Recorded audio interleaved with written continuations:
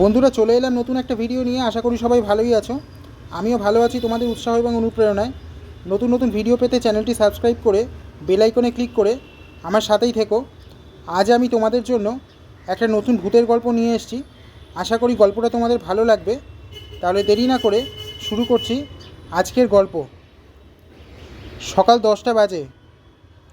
অরিন্দমের ফোনটা হঠাৎ বেজে উঠল। তন্ময় ফোন করেছে।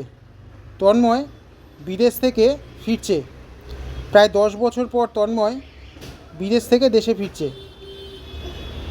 কিন্তু এই খবরে অরিন্দম যতটা আনন্দিত হলো তার থেকে আরও বেশি চিন্তায় পড়ল। কারণ মাস প্রায় শেষ, 28 তারিখ হয়ে গেছে।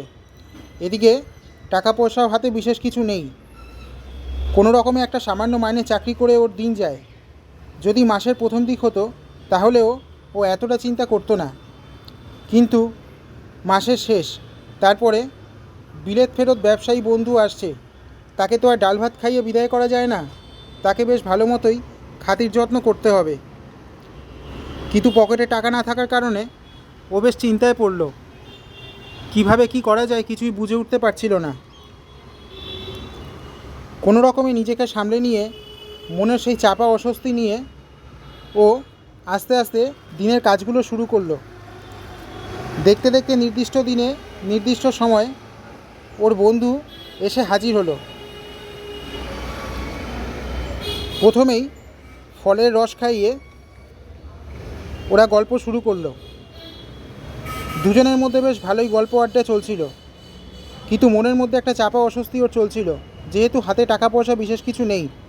কোনো রকমে বন্ধুকে খাওয়াতে পারলেও নিজের জন্য কী ব্যবস্থা করবে সেটা বুঝে উঠতে পারছিল না। এদিকে বন্ধু খাবে অথচ ও না খেয়ে চুপচাপ বসে থাকবে, সেটাও সম্ভব না। তাহলে বন্ধুর জন্য যে খাবার বানাবে ওর জন্যও ঠিক একই খাবার বানাতে হবে, না হলে ব্যাপারটা একটু অস্বস্তিকর হয়। কিন্তু পকেটে টাকা না থাকার কারণে ডবল খাবার অর্ডার করা ওর পক্ষে সম্ভব ছিল না। তাই বন্ধুর জন্য মটন বিরিয়ানি অর্ডার করলো আর নিজের জন্য বলল আলু বিরিয়ানি দিতে। খাবার চলে আসলো। তন্ময় বলল, কী রে, তুই আমার জন্য মটন বিরিয়ানি অর্ডার করে নিজে আলু বিরিয়ানি খাচ্ছিস কেন? ও কোনো রকমের সামনে নিয়ে বলল, আমি তো আজকে নিরামিষ খাই, তাই আজকে আর মটন খেলাম না, আমি আলু বিরিয়ানি দিয়েই চালিয়ে নেব। কিছুক্ষণ সময় যেতে না যেতে ওদের মধ্যে কথাবার্তা আরোই এগোতে থাকলো আর মনের চাপা অস্বস্তি যেন বাড়তে থাকলো। কিন্তু দুজনেই দুজনকে কোনো রকমের সামলে নিচ্ছিল।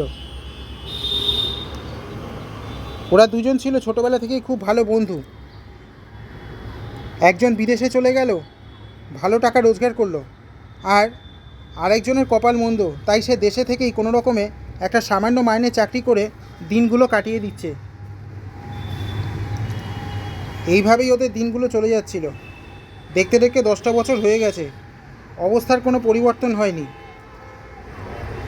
একজন বিদেশে গিয়ে কোটিপতি হয়েছে, আরেকজন ওই একইভাবে নিজের জায়গায় নিজে পড়ে রয়েছে। ওদের খাওয়া দাওয়ার পর্ব শেষ হলো।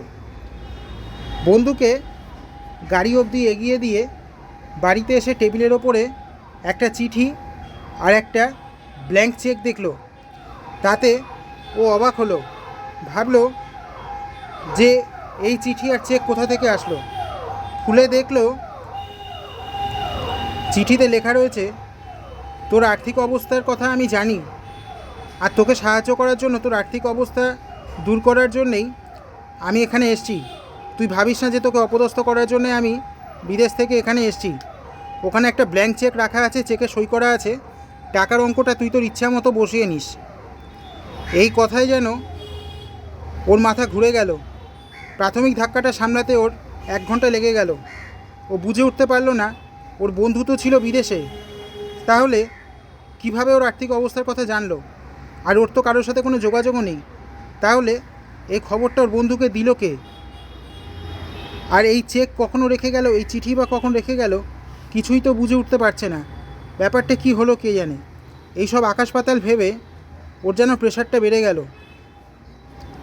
একই ছিল হাই ব্লাড প্রেশারের রুগী, তার মধ্যে এই ঘটনায় ওর যেন অবস্থা আরও খারাপ হয়ে গেল। ও ফোন করলো ওর আরও এক ছোটোবেলার বন্ধু সুজয়কে। সুজয়কে ফোন করে সব ঘটনা বলার পরে সুজয়েরও যেন মাথায় আকাশ ভেঙে পড়ল। সুজয় বলল, এসব তুই কী বলছিস? ও তো 10 বছর আগে একটা প্লেন ক্র্যাশে মারা গেছে। ও কী করে এখানে ফিরবে? ওর তো ফেরার কথা না। অরিন্দমের আর বুঝতে বাকি থাকলো না যে তন্ময়ের আত্মা এসে ওকে টাকাগুলো দিয়ে সাহায্য করে গেছে, অর্থাৎ ব্ল্যাঙ্ক চেকটা রেখে সাহায্য করে গেছে। তখন ওই আত্মা আবারও ওর সামনে আসলো আর এসে ওকে সব ঘটনা খুলে বলল। বন্ধুরা, আজকের ঘটনা এখানেই শেষ। যদি গল্পটা ভালো লাগে চ্যানেলটা সাবস্ক্রাইব করে বেল আইকনে ক্লিক করে আমার সাথেই থেকো। আমি আজ আসি।